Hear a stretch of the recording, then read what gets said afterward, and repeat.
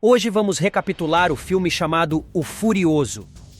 Em 1223, após uma batalha entre os mongóis e os russos, um grupo de homens russos vai caçar na floresta com seus filhos. Entre eles estão Nastya, uma menina que toca flauta, e Kolovrat, um menino que sonha em ser um guerreiro. No entanto, eles são surpreendidos por soldados mongóis liderados pelo comandante Kostovrul. Nastya foge para buscar ajuda, enquanto Kolovrat fica para trás. Infelizmente, todos os homens russos são mortos, e Kolovrat pega duas espadas para se defender, mas Kostovrul lança boleadeiras em seu pescoço e o derruba. Muitos anos depois, Kolovrat, agora adulto, acorda amarrado à cama e não se lembra de nada. Nastya, sua esposa, o acalma e explica que ele foi deixado para morrer pelos mongóis, mas sobreviveu e agora é guarda do príncipe. Ela também diz que eles têm 2 filhos juntos. Quando Kolovrat começa a se lembrar, um soldado chamado Karkun chega e o chama para ir às muralhas da cidade. Quando chegam às muralhas, o príncipe Yuri de Ryazan pede a opinião de Kolovrat sobre o que fazer com os cavaleiros que se aproximam da cidade. Sem conseguir ver as bandeiras, Kolovrat aconselha a esperar para ver quem é antes de atacar. Isso se prova uma boa ideia, pois os homens são na verdade outro príncipe e seus soldados que vieram para o batizado do neto de Yuri. Em seguida, Kolovrat assumiu a responsabilidade de treinar os soldados. O filho de Yuri, Fyodor, chega atrasado porque estava ocupado com os preparativos do batizado de seu filho, do qual Kolovrat será o padrinho. Kolovrat pede para Fyodor mostrar suas habilidades. Fyodor aceita, mas acaba passando vergonha e vai embora. Depois do treinamento, Kolovrat volta para casa com presentes para sua família. Ele traz um ouriço para seus filhos e uma flauta que ele mesmo fez para sua esposa. Nastya gosta muito da flauta e a coloca em uma caixa. No entanto, quando Kolovrat abre a caixa, descobre que está cheia de flautas, pois ele faz uma nova para Nastya todos os dias, mas sempre esquece que já fez uma anteriormente. Durante o batizado, um homem interrompe e avisa que os mongóis estão vindo.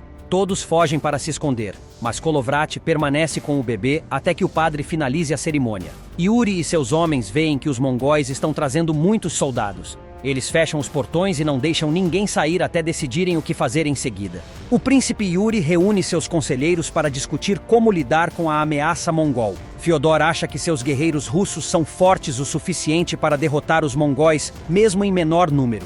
Outros conselheiros sugerem pagar tributo aos mongóis para evitar uma luta. Yuri decide ganhar tempo e pede que Fyodor vá negociar com os mongóis, levando os melhores guardas, enquanto ele procura ajuda em cidades vizinhas. Enquanto isso, Kolovrat sai da reunião para ver como está a cidade. Ele vê que todos estão em pânico, correndo para se esconder. Ele encontra um homem chamado Zakar, que pede para Kolovrat deixá-lo ir embora em troca de remédios. No entanto, Kolovrat explica que a cidade está cercada e não há como fugir. Kolovrat volta para casa e encontra Yuri com uma ordem. Ele deve reunir seus homens e ir com Fyodor para negociar com os mongóis. Kolovrat acha que não é uma boa ideia por causa de seus problemas de memória. E Nastya concorda, chorando e pedindo ao príncipe que mude de ideia.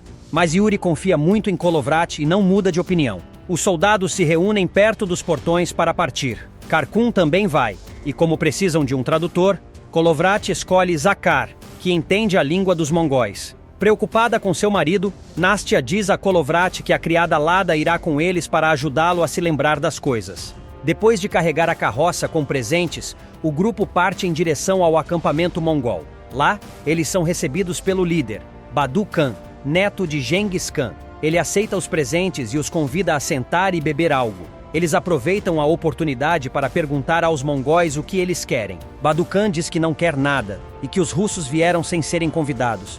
Mas ele está curioso sobre seu povo, então quer Ryazan como sua primeira cidade russa. Ele diz que todo homem que se ajoelhar perante ele será bem alimentado. Fedor responde que quer ver Badu Khan se ajoelhar em vez disso. Badu Khan considera isso um insulto. Então Kolovrat se levanta para defender Fyodor, dizendo que sua cidade só será tomada sobre seus corpos mortos. Badu Khan diz que nunca se ajoelhará para ninguém, mas respeita a coragem de Kolovrat. Então lhe dá um talismã com uma carta de imunidade. Essa carta permite que alguém atravesse o território inimigo sem ser atacado. Em seguida, Badu Khan os convida a assistir a um show enquanto bebem. Isso é um truque para distrair os russos e emboscá-los, mas não funciona. A mesa é segurada por escravos russos que veem os mongóis se aproximando e avisam a tempo. Uma luta começa, e Kolovrat tira todos da tenda, incluindo os escravos. Eles enfrentam vários soldados, roubam alguns cavalos e correm para a floresta. Infelizmente, Fyodor é atingido por uma flecha e decide ficar para trás para ganhar tempo para seus amigos.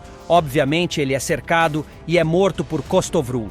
Badukan decide que não vale a pena persegui-los e ordena que a horda se prepare para um ataque. Depois de algumas horas, o grupo de Kolovrat tem problemas para atravessar a floresta devido a uma forte tempestade de neve.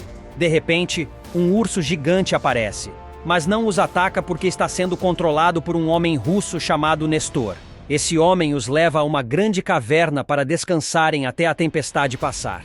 Kolovrat se recusa a dormir e pede a Nestor uma poção para ficar acordado e manter suas memórias. Nestor recusa, achando que acordar sem memórias é uma bênção que permite recomeçar a vida. Kolovrat se esforça para ficar acordado perto do fogo e escreve o mapa que viu na tenda antes de esquecê-lo. Quando a tempestade melhora, o grupo parte, enquanto Nestor fica na caverna. Quando eles voltam a Ryazan, já é tarde demais. Os mongóis destruíram a cidade. A maioria dos edifícios foi atingida por catapultas. O sino principal caiu. Yuri foi morto por arqueiros. A esposa de Fyodor pulou com o bebê para não ser capturada. E Nastya e as crianças ficaram em casa até ela desabar por causa do fogo. Kolovrat encontra a flauta que ele mesmo fez entre os destroços de sua casa. Em seguida, ele se reúne com seus homens e juntos levantam o sino para tocar. Isso faz com que os poucos sobreviventes, muitos dos quais são crianças, saiam de seus esconderijos. De repente, alguém avisa que os mongóis estão chegando para atacar. Kolovrat rapidamente cria um plano. Enquanto os outros se escondem, ele fica sob o sino e finge se render aos mongóis. Quando eles se aproximam, Kolovrat ataca com suas duas espadas, matando muitos inimigos rapidamente. Depois de reduzir o número de inimigos, seus homens saem do esconderijo e o ajudam a derrotar os mongóis restantes. Com a luta terminada, Kolovrat envia 3 mensageiros para avisar as cidades vizinhas e pedir ajuda, e as crianças serão levadas para se esconder na caverna de Nestor, enquanto Kolovrat e os soldados tentarão fazer a horda recuar e mantê-la distraída. Só precisam encontrar uma maneira de fazer isso. Zakar tem uma ideia e prepara uma poção especial que eles colocam na água que os mongóis estão bebendo, fazendo com que todos fiquem doentes. Para garantir que os mongóis entendam a mensagem, Kolovrat rasga parte da carta de imunidade e a amarra a uma flecha, que dispara no acampamento para Kostovru encontrar. O comandante mongol envia alguns soldados atrás do grupo de Kolovrat para se vingar pela água envenenada, mas é uma armadilha. Os soldados russos os esperam e os matam facilmente com flechas. Kolovrat desmaiou de exaustão após 3 dias sem dormir. Lada amarrou-o a uma árvore e pediu a Deus que ele se apaixonasse por ela. Quando anoiteceu, o grupo acampou e Lada acordou Kolovrat para que ele comesse algo. No entanto, ela o libertou antes de contar tudo o que ele precisava saber. Kolovrat escapa e ataca seus amigos. Foi necessário muitos homens para controlá-lo, mas graças às palavras de Karkun, Kolovrat voltou a si. Em seguida, ele pediu desculpas aos seus amigos e consolou Lada, que estava chorando. Enquanto isso, um dos mensageiros chega a uma cidade vizinha, mas o príncipe se recusa a ajudar. O segundo mensageiro também encontra um príncipe que se recusa a ajudar, preferindo proteger sua própria cidade. O terceiro mensageiro desmaia de cansaço no cavalo e toma o caminho errado. Na noite seguinte, Kolovrat e seus homens se disfarçam de espíritos usando fantasias e pintura facial para se infiltrar no acampamento mongol. Isso causa pânico entre os soldados, e alguns fogem. Em seguida, eles usam as catapultas capturadas dos mongóis para atacá-los com suas próprias armas. Antes de partir, Kolovrat deixa uma flecha com um pedaço da carta como mensagem para Kostovru, para que ele saiba quem foi o responsável pelo ataque. Em retaliação, os mongóis capturam o mensageiro perdido e o torturam. Kolovrat e seus homens se escondem na floresta e vão dormir cedo, confiantes de que receberão ajuda na manhã seguinte. Enquanto Kolovrat está deitado, Lada tenta se deitar ao lado dele, pensando que ele está dormindo. No entanto, Kolovrat está acordado e, quando se vira para olhar para ela, Lada pensa que ele está acordando. Ela começa a recitar memórias, inclusive fingindo ser sua esposa. No entanto, Kolovrat a corrige, dizendo que sua esposa é Nastya. Em seguida, ele a abraça e lembra a ela que ela é tudo o que ele tem de casa. Quando a manhã chega, Kolovrat se aventura mais profundamente na floresta para investigar alguns ruídos estranhos, sem perceber que Lada o está seguindo. É então que ele descobre o corpo do terceiro mensageiro, que havia sido deixado lá como uma armadilha. Agora, Kolovrat se encontra cercado pelos mongóis. Enquanto Lada volta correndo ao acampamento para buscar ajuda, Kostovrul observa com admiração como Kolovrat luta sozinho contra todos os soldados. Ao mesmo tempo, uma tempestade de neve começa a se aproximar. O comandante tenta deter Kolovrat com suas boleadeiras, assim como fez anos atrás. Mas desta vez Kolovrat consegue pará-las com sua espada. Quando a tempestade piora, Nestor e o urso chegam ao local, matando muitos mongóis e assustando os que sobreviveram. Quando os soldados voltam ao acampamento, compartilham histórias assustadoras sobre o que acabaram de testemunhar. Kostovrul inicialmente não acreditava nas histórias de espíritos, mas após ver Kolovrat controlar uma tempestade e um urso, começou a questionar sua descrença. No entanto, Badu-Khan está desapontado com seus homens por acreditarem em tais histórias e ordena que o exército dê meia volta, determinado a encontrar uma explicação racional para os eventos estranhos que ocorreram durante a guerra. Nestor liberta o urso e se junta ao exército de Kolovrat, trazendo consigo alguns homens das vilas próximas. O grupo celebra quando Karkun retorna com notícias positivas. Os mongóis estão seguindo o plano e perseguindo o grupo em vez de atacar outras cidades. No entanto, surge um problema: o trenó cheio de crianças que Nestor estava cuidando em sua caverna. Para resolver isso, Kolovrat decide que o grupo ficará para trás e manterá a linha de frente enquanto Karkun leva Lada e as crianças para o rio. Lá, eles podem içar a vela no trenó e viajar mais rápido do que os cavaleiros, permitindo que os sobreviventes possam reconstruir um novo Ryazan no futuro. Depois que o trenó sai, os homens se preparam para uma emboscada.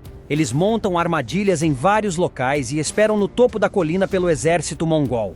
Quando Badu-Khan chega com seu exército imenso, ele ordena que alguns homens persigam os russos. No entanto, o primeiro ataque mongol fracassa.